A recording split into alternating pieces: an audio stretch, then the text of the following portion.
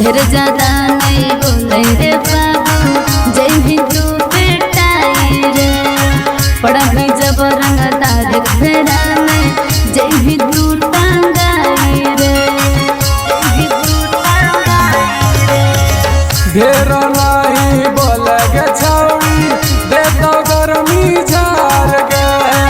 हमर जाति होबो है छौड़ी बड़ी खूना खार गे तोरा देह के घर में सब झर दतो रे तोरा जिंदे जगनिया में गाड़ दतो रे तोरा देह के घर में सब झर दतो रे तोरा जिंदे जगनिया में गाड़ दतो रे जहाँ साउसी कुटाया सनगा देतोगे तब मैया के पूता का बार देतोगे जहाँ साउसी कुटाया सनगा देतोगे तब मैया के पूता का बार देतोगे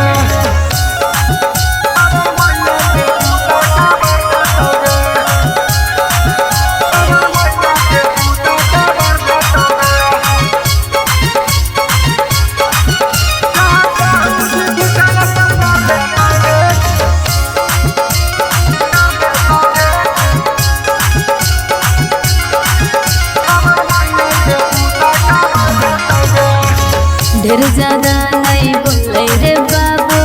गंगा के चोट पर फंस जाइबी जब कोई ना आई तो सपोर्ट